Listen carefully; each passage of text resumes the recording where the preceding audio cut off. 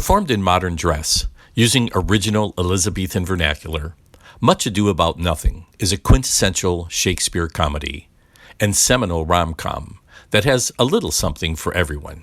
This is Reno Lovison, executive producer at ChicagoBroadcastingNetwork.com, reminding you to please like and share our podcast if you enjoy the content we provide, and be sure to subscribe if you'd like to be alerted when new content is added.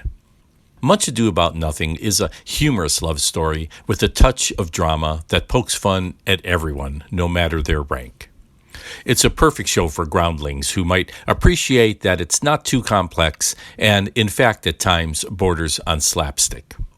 The setting is the courtyard of the estate of Governor of Messina, Lenato, played by Kevin Goodall.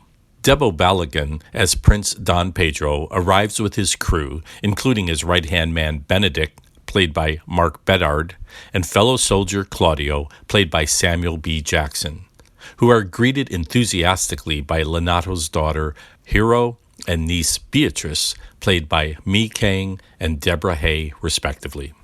Claudio is immediately smitten with the beautiful Hero, and soon expresses to his comrade his desire to take her to wife. He's encouraged by the worldly wise Don Pedro, but utterly derided by Benedict, who declares, "That a woman conceived me, I thank her. That she brought me up, I likewise give her most humble thanks. All women should pardon me, but I will live a bachelor." Hero is likewise enamored of Claudio, but like Benedict, Beatrice declares her desire to remain single, saying, "I'd rather hear my dog bark at a crow than a man swear he loves me." This sets up the dual love story whereby Hero and Claudio plan to wed, while Claudio, Don Pedro, and Lenato conspire together with Hero's maid Margaret, played by Tiffany Scott, and lady-in-waiting Ursula, played by Felicia Oda, to set a trap that will unite the resistant Beatrice and Benedict. Hero says, "Some Cupid kills with arrows, some with traps."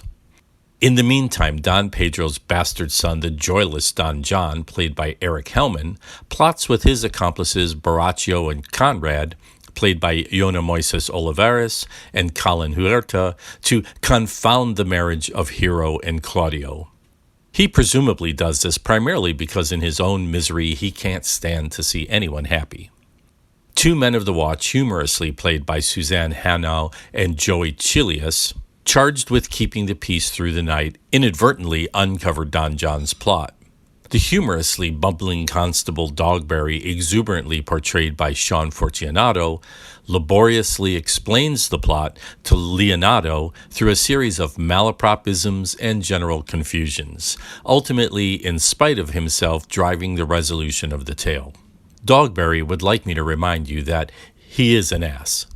The friar, played by Jalen Murchison, with the aid of Leonardo's brother Antonio, played by Jeff Parker, the two manage a scheme to make all things right.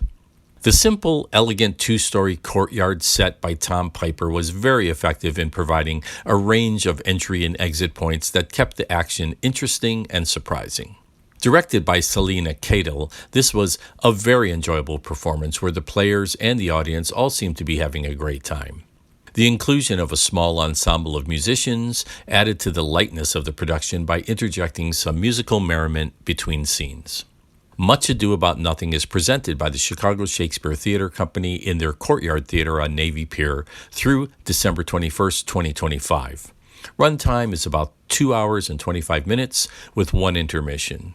For tickets and information, visit chicagoshakes.com.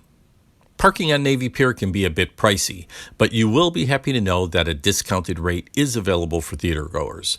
Be sure to have your parking receipt validated before you leave the theater. Navy Pier is a great place to have a nice stroll before the performance, and I never miss an opportunity to pick up a bag of Garrett's Chicago Mix popcorn to take home. There are a number of dining choices, including Art Smith's Reunion Restaurant and a popular old-school favorite, Harry Carey's. For a quick bite, I like the fish taco at Beat Kitchen Cantina. It's cooked fresh and takes about 3 minutes to prepare, so don't cut it too close, but it's nearby the theater. There are a number of very good plays being performed in December, so look for my reviews of Jekyll and Hyde at Chopin Theater, Death Trap at Skokie Theater, The House That Will Not Stand at Invictus, And coming up, Amadeus at Steppenwolf and A Christmas Carol at Goodman. Also, consider the long Christmas dinner at the Bramble Arts Loft, which I reviewed last year but is being repeated again for the holidays. These are all excellent plays, so you have no excuse not to get out and see something great before the end of the year.